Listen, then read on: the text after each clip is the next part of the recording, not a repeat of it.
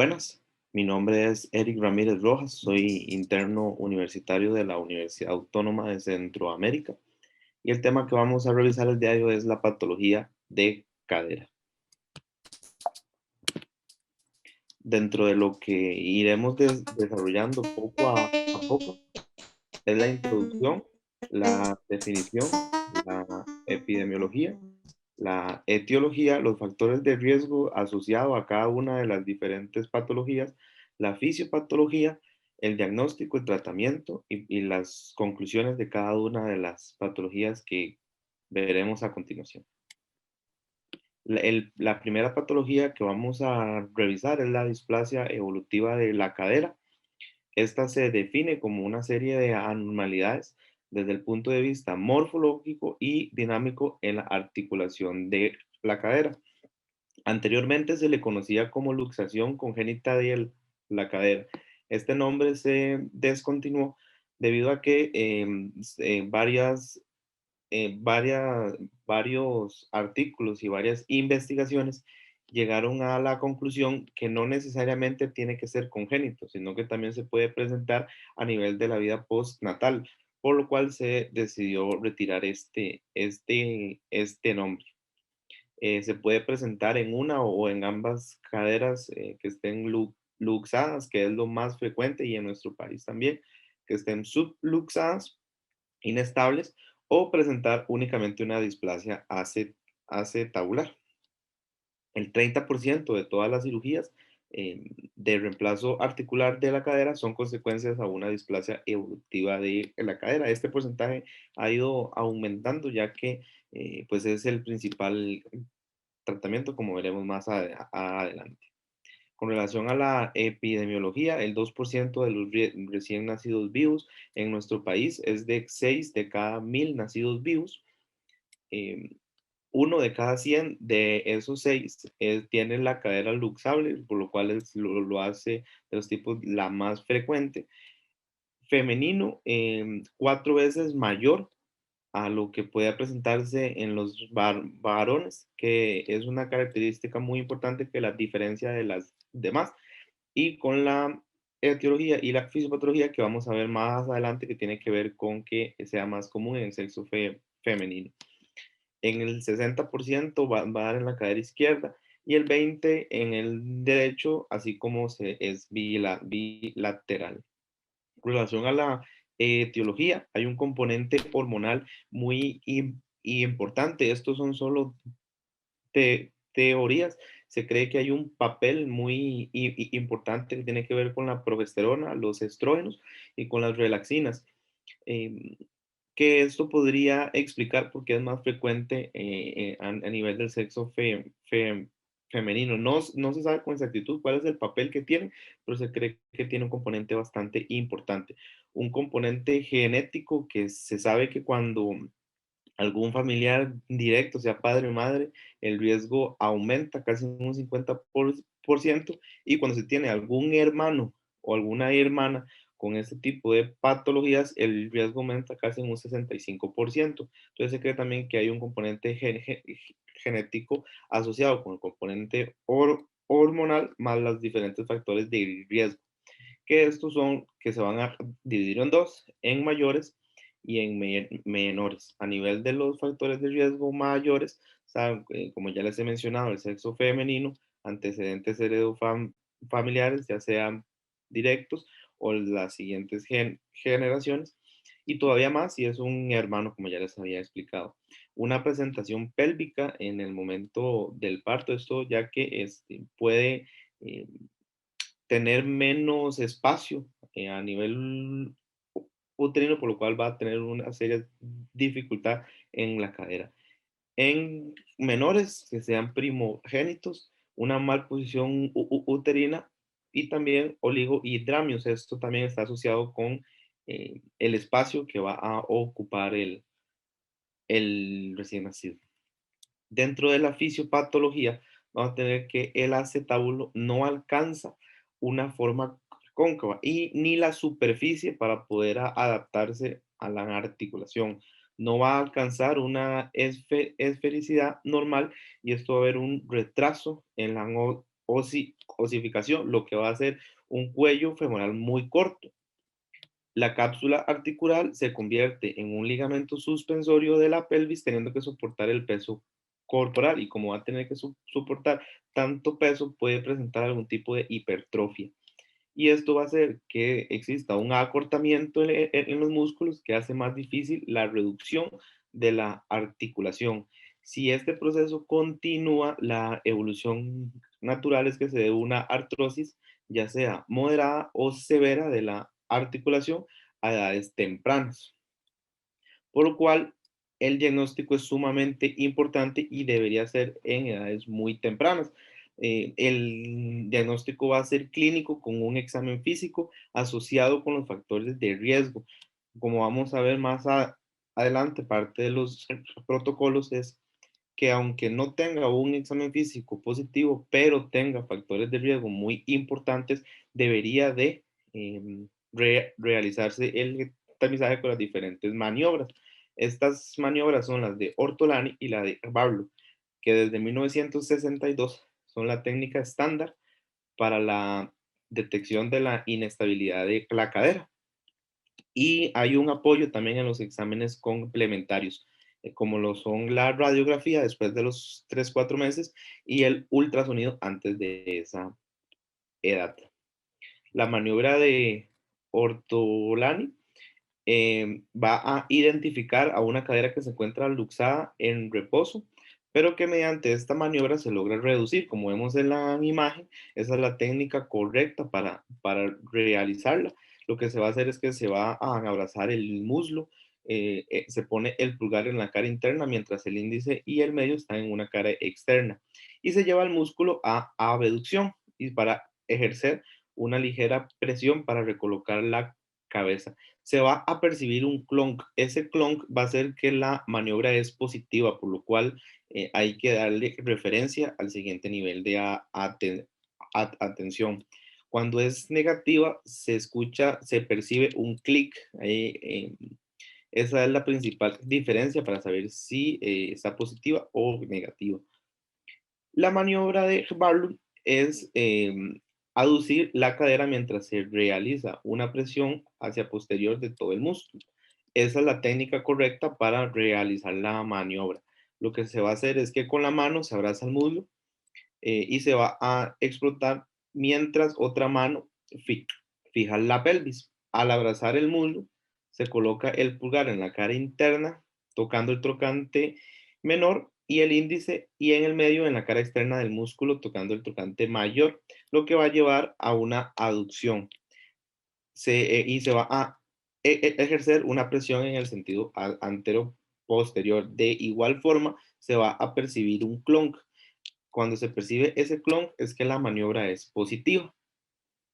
Esa es otra imagen para que se den una idea de cómo es que se realizan estas maniobras que, como les repito, es parte del tamizaje y es parte importante del examen físico en los recién nacidos y en las consultas de niños sanos.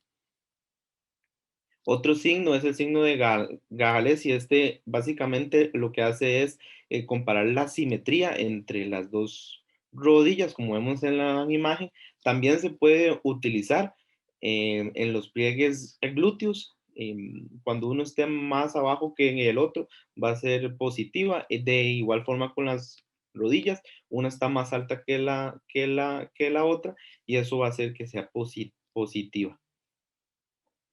Dentro de las radiografías, como ya les había mencionado anteriormente, están recomendadas a partir de los 3 4 meses. Antes no se recomienda para que no se reciba radiación que no es necesaria.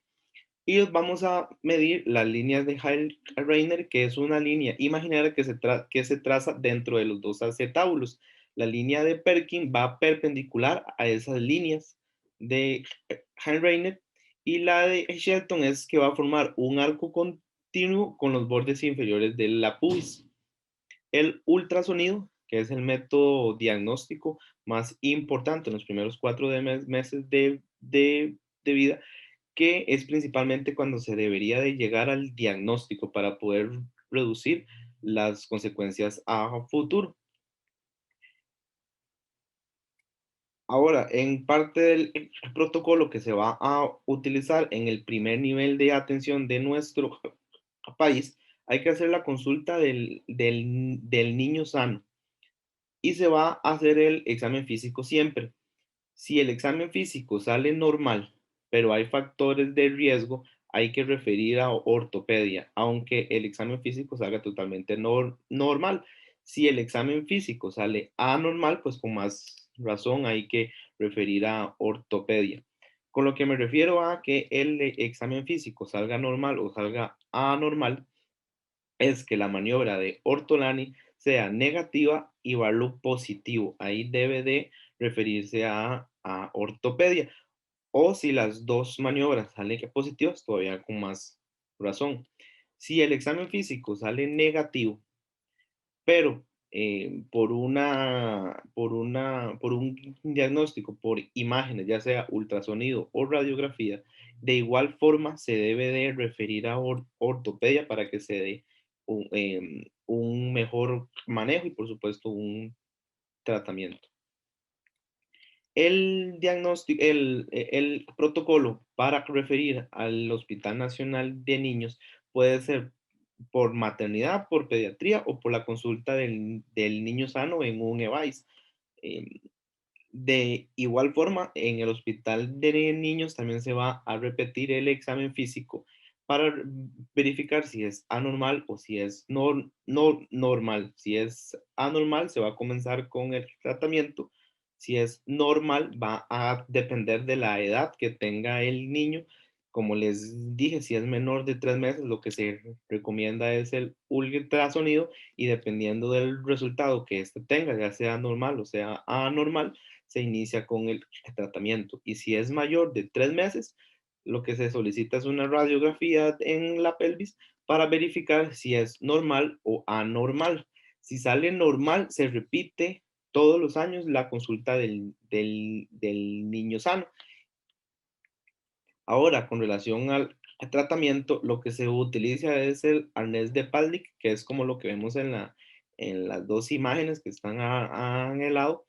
Se utiliza en menos de 3 meses de edad, va a permitir una reducción mecánica y se implementa en el primer mes de vida y se utiliza por 3 a 4 meses. También se puede utilizar otro tipo de tratamiento como la osteotomía o la tenotomía, que es después de los 6 meses. Niños mayores de 6 a 18 meses se recomienda que sea a partir de en el año y lo que va a suceder es que se va a restituir la cabeza del fémur dentro del acetábulo, pero va a estar asociado a un mayor riesgo de artrosis en edades tempranas. La siguiente patología que vamos a comentar es la patología de Leckalve-Perthes. Esta básicamente es una necrosis en la cabeza del fémur. Es una necrosis avascular idiopática en la cadera juvenil y es de forma idiopática, que va a haber una alteración de la circulación y va a haber una pérdida de la esfericidad de la cabeza del fémur. Dentro de la epidemiología es común de entre los 2 a los 12 años, teniendo un pico a los 4 años y en nuestro país también es muy frecuente que sea a los 4 años. Está más asociada con el sexo masculino, por lo cual no se considera que no hay ningún componente hormonal de por medio, sí genético muy importante. 3 de cada 10.000 nacimientos va a padecer de esta patología y el 10 al 15% va a tener afectada la cabeza femoral de forma bilateral, aunque sigue siendo más común del lado izquierdo. Con relación a la etiología, puede ser muy variada. La enfermedad de las células falciformes más frecuente a nivel de la región atlántica de nuestro país, las enfermedades inflamatorias sistémicas, quimioterapia, radiación, el uso prolongado de los esteroides sistémicos, algún tipo de trauma, anormalidades vasculares y un incremento en la carga mecánica de la cadera. Sin embargo, también, como les repito, está muy asociado con un componente genético. Cuando algún familiar, el riesgo aumenta casi al doble, por lo cual ya con el componente genético asociado con alguna de todas estas etiologías pueden aumentar el riesgo casi en un 80%. Las manifestaciones clínicas, lo primero que se van a presentar es es una marcha antiálgica con una leve cantidad de dolor. Ese dolor por lo general empieza en la rodilla, aunque se podría presentar en la cadera, en la ingle o en el muslo. Estos dolores aumentan con el ejercicio y siempre que se tenga reposo, los dolores pueden a aliviarse. Con eso hay que tener mucho cuidado porque en niños sedentarios podrían presentarse las manifestaciones clínicas hasta muy tarde, porque el niño realmente como no hace ningún tipo de actividad física, no podrían presentarse a tiempo. Aquí es muy importante verificar que no tenga fiebre y si hay presencia o no de un rash. Esto podría indicarnos que sea otra patología. Anteriormente se consideraba que para que existiera la enfermedad del Leckalbe tenía que existir fiebre porque hay una necrosis, entonces podría haber algún tipo de sepsis, pero no, con estudios recientes se descartó la presencia de fiebre. Y también tener mucho cuidado con los llamados dolores normales del crecimiento. No porque un niño esté en crecimiento hay que descartarle este tipo de patologías a la ligera. Dentro del diagnóstico, lo que se recomienda son las radiografías. Es el principal método de diagnóstico, como vemos en la imagen en el circulito rojo. El ultrasonido en este caso no está recomendado. El problema principalmente se puede observar a nivel óseo y a nivel óseo el ultrasonido en este caso no me va a servir correctamente. Con relación al TAC, la resonancia magnética y la gamma fría, se recomienda que no se utiliza para evitar una radiación extra en los niños que realmente no me va a cambiar en nada, ni el diagnóstico ni el tratamiento, sino más bien puede empeorar como habíamos visto anteriormente, que es parte de las causas. Por lo cual solo se utiliza la radiografía con el examen físico. El tratamiento que se utiliza puede ser conservador o puede ser quirúrgico. El conservador, como vemos en la imagen, son esos yesos. Anteriormente se utilizaban unos de metal que básicamente la función que tienen es mantener las piernas en aducción y tener una actividad física limitada, pero esta actividad física tiene que ser acompañada con la fisioterapia para evitar una atrofia de los músculos. Se recomienda que este tipo de tratamiento sea utilizado por lo menos durante un año. Puede ser un poco complicado para el niño tener que estar con este tipo de dispositivos. Tiene que dormir con el mismo, por lo cual podría presentar algún tipo de problema. Y la otra alternativa, que es a nivel quirúrgica, que es la osteotomía femoral de vaso, que es la más recomendada y la más utilizada, o una osteotomía pélvica y una artrodiastasis. Para terminar, la siguiente patología es la epifiólisis de la cabeza femoral. Esta se define como un trastorno de osteonecrosis. Es poco frecuente, caracterizado por una disrupción bilateral o unilateral de la fisis de la cabeza femoral. Como vemos en la imagen, va como hacia lateral. Se va a dividir dependiendo de los grados que hay ese desplazamiento. Dentro de la etiología ha cambiado con el paso de los años. Antes se creía que estaba más asociado con un tipo de traumatismo a nivel congénito, con una deformidad de la cadera, problemas a nivel de una inflamación sistémica o cambios en las concentraciones de las hormonas en sangre.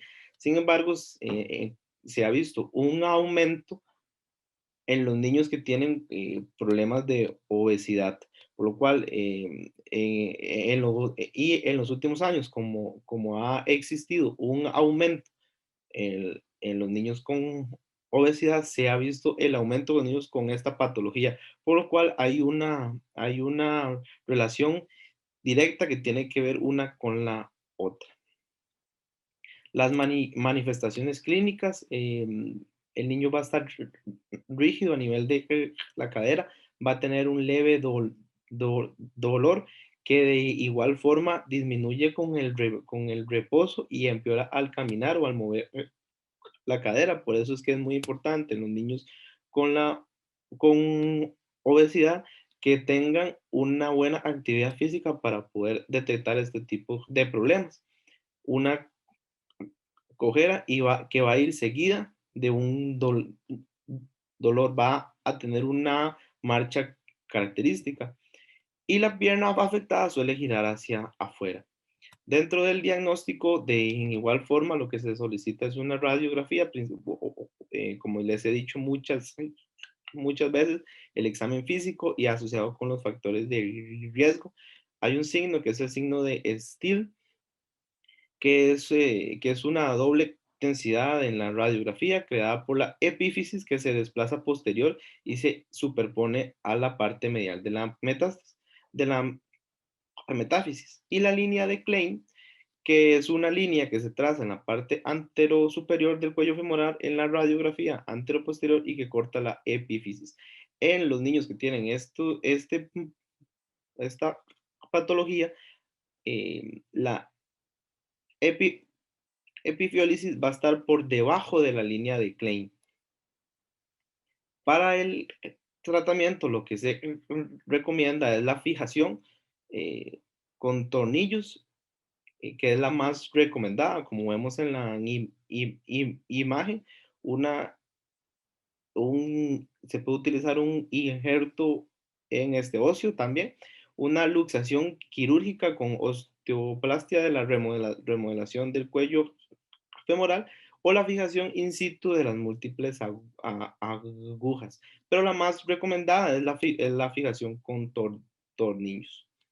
Dentro de las conclusiones, como les he mencionado, el examen físico es vital para un diagnóstico temprano y este diagnóstico temprano me va a ayudar a poder darle al niño un tratamiento adecuado para evitar esas complicaciones a futuro, como las artrosis que ya les he mencionado.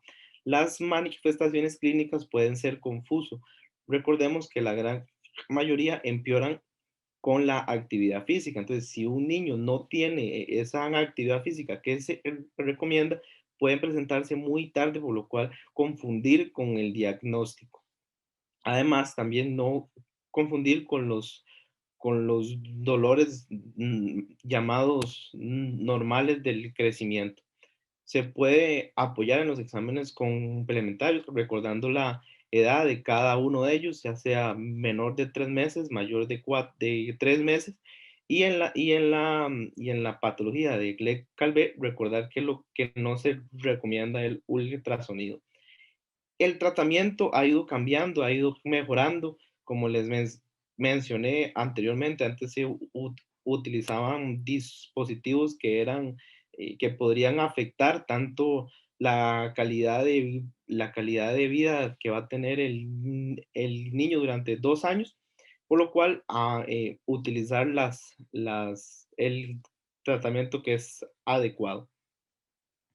Esta es la bibliografía que utilicé para realizar esta presentación y muchas gracias por su atención. Espero que les haya servido muchísimo.